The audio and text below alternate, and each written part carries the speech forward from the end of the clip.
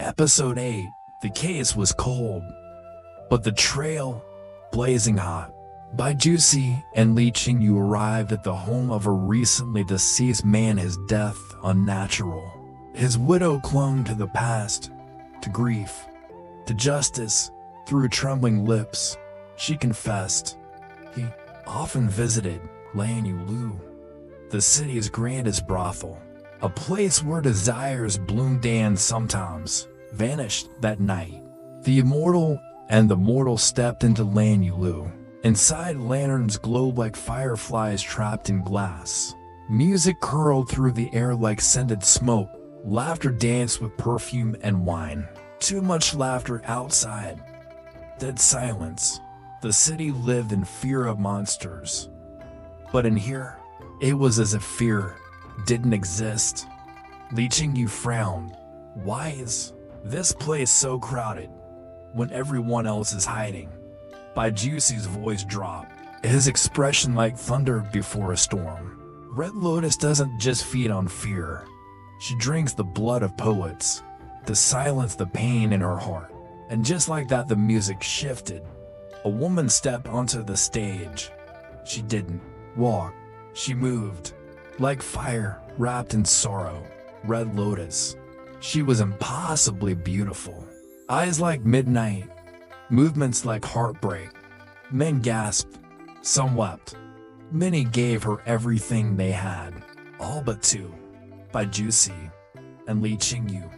They sat still, silent, unmoved. Red Lotus noticed. Her gaze sharp as broken glass. Her smile like ice cracking under pressure. She descended the stage slowly. And then she chose Li Qingyu. Would you share a drink with me upstairs? Curiosity sparkled in Qingyu's eyes. A little reckless, a little bold, she followed. In that velvet-lit room above the stage, they talked. And Red Lotus revealed a little too much. I'm waiting for someone, Li Qingyu asked. By Jiusi later. Who is she waiting for? He didn't answer. She pressed again. What did she do? To be locked away in Yufaxi prison. Silence, then his voice dropped like a blade. She spread a plague, a curse. The first spirits, and I had no choice. We sealed her away. Qingyu's chest tightened. The first spirits again. Always them. Always his past. Never her. Later that night, Red Lotus crept into Li Qingyu's dreams. But this wasn't just a dream, it was a trap. A prison of illusion, Red Lotus' own creation. Inside, Red Lotus showed her memories like moving shadows. Many of them. All false. All cruel. Not one loved her for real. Only one man was different. Li Mo. He never fell for her charm. Never looked twice. To Red Lotus, he became an obsession. By Jiusi found the illusion's entrance. To save Li Qingyu, he stepped in without hesitation. Inside the dream world, countless images of Li Qingyu swirled around him. He didn't hesitate, he found the real her in moments. But the trap didn't break.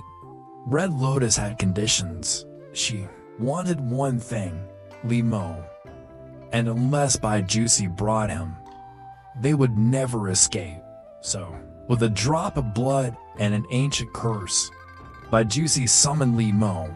Far away, in another realm, a man opened his eyes. Elsewhere, in the shadows of another planet, Jiang Swan approached a veiled woman. Ku Xingman. He handed her a letter. The wax seal, broken. The name inside. Meng Chu. The request. Help entering the 9 heavens. Ku Xingman hesitated. But Jiang Swan opened the sky ladder. A forbidden gate. Climb, and your soul will shatter. He warned, you'll be reborn through agony.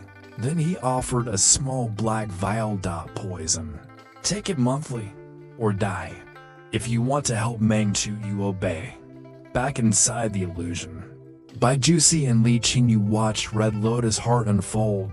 Her past, her pain, her endless schemes to seduce Li Mo. But Li Mo, he never swayed. Love. I walked the path of cultivation. Alone still, she had hope, even just once. Suddenly she screamed. Agony ripped through her soul. The dream began to collapse, and from its cracks something else emerged.